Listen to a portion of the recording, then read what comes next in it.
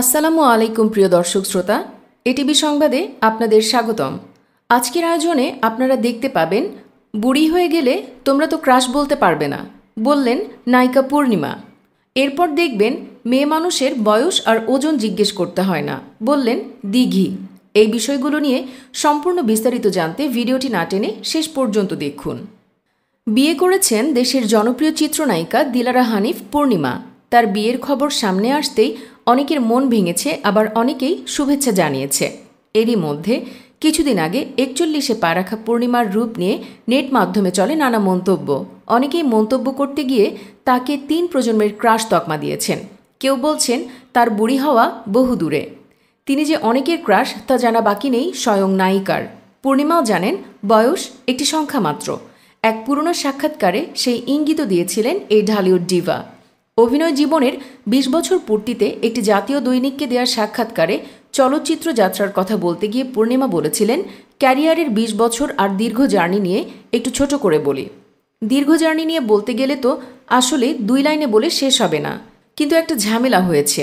এই দীর্ঘ 20 বছরে মানুষ অনেক কিছুই আমাকে ধারণা করে। একে তো হচ্ছে আমার বয়স নিয়ে, আমি 20 বছর ক্যারিয়ারই করেছি, আমার কি তাহলে 40-50? অনেকে অনেক ধরনের ধারণা করে। ফেসবুকে যখন আমরা লাইভে আসি, অনেকে বাজে কমেন্ট করা শুরু করে, আমি কবে বুড়ি হব, কবে আমার বয়স হবে। মানে আমাকে বুড়ি দেখার জন্যই দর্শকেরা খুব মুখিয়ে আছে। আমি বুড়ি হয়ে গেলে তখন তো তোমরা ক্রাশটা লিখতে পারবে না। আর মানুষ বয়সের সাথে বুড়ি হবেই। তোমাদেরও মা আছে, বোন আছে, সবাই বয়সের সাথে সাথে বুড়ি হবে। পূর্ণিমা যুক্ত করেন, এত অস্থির কেন আমাকে বুড়ি দেখানোর জন্য? তোমরা অ্যাপ্রিসিয়েট করো। হ্যাঁ, আমি এখনও পর্যন্ত আছি, ভালোভাবে কাজ করছি এবং তোমাদের ভালো ভালো কাজ দিতে পারছি, সেটা অ্যাপ্রিসিয়েট করো। কে বুড়ি হলো, কার বয়স কি, কে কোথায় চলে যাচ্ছে, বদনামগুলো না করো। 21 জুলাই রাতে হুট করে খবর ফের বিয়ে করেছেন পূর্ণিমা।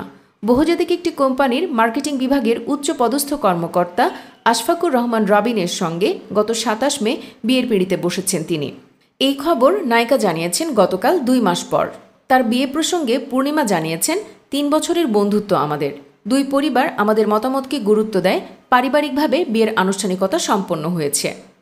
এদিকে মেয়ে মানুষের বয়স আর ওজন জিজ্ঞেস করতে হয় না, বললেন দিঘি। গত ঈদুল আজহা উপলক্ষে প্রেক্ষাগৃহে মুক্তি পেয়েছে 3টি সিনেমা। সিনেমা 3টির মধ্যে হল মালিকদের কাছ থেকে পাওয়া তথ্য মতে শীর্ষে আছে পরাণ সিনেমা। সাফল্যের ধারাবাহিকতায় সিনেমাটি প্রথমে 11টি সিনেমা হলে মুক্তি পেলেও পরবর্তীতে 55টিতে স্থান পেয়েছে। শনিবার বিকেলে রাজধানীর মিরপুরের সনি সিনেপ্লেক্সের এই সিনেমার শোতে এসেছিলেন দেশের সিনেমা ও টিভি নাটকের তারকা, নির্মাতা ও শিল্পীরা। তাদের মধ্যে উল্লেখযোগ্য তরুণ প্রজন্মের চিত্রনায়িকা প্রার্থনা ফারদিন দিঘি। শিশুশিল্পী হিসেবে জনপ্রিয়তা পাওয়ার পর নায়িকা হিসেবেও অভিষেক হয়েছে তার। স্বাভাবিকভাবেই তার ব্যক্তিজীবন নিয়ে ভক্তদের আগ্রহের কমতি নেই। দিঘি কার সঙ্গে প্রেম করেন কিংবা কবে বিয়ে করবেন সেসব জানতে মুখিয়ে থাকেন তারা। প্রায়ই তার ব্যক্তিজীবন নিয়ে চর্চা হয়। সিনেমা দেখা শেষে সাংবাদিকদের সঙ্গে তিনি কথা বলেন। দিঘি বলেন, মেয়ে মানুষের বয়স আর ওজন জিজ্ঞেস করতে হয় না, এটা নিষেধ। রণবীর সিংয়ের ওপর তো আমার ক্রাশ নেই, রণবীর কাপুরের ওপর আমার ক্রাশ। আপনি আমাকে এনে দেন রণবীর কাপুরকে, আমি রূপান্তরিত করে নেব আমার মনের মতো করে। আমার কাছে এমন কোনো শক্তি নেই, সুপার পাওয়ার নেই এখন এটা রূপান্তরিত করার।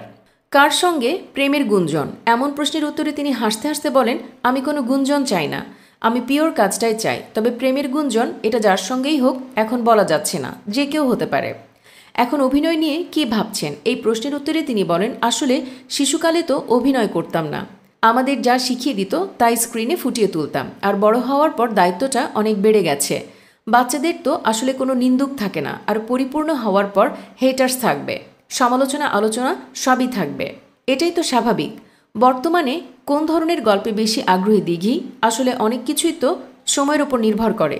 একটু একটু করে চেঞ্জ আনার চেষ্টা করছি। এই চেঞ্জিংটা বোধহয় আমার অভিনীত শেষ চিঠিতে দেখতে পেয়েছেন সবাই।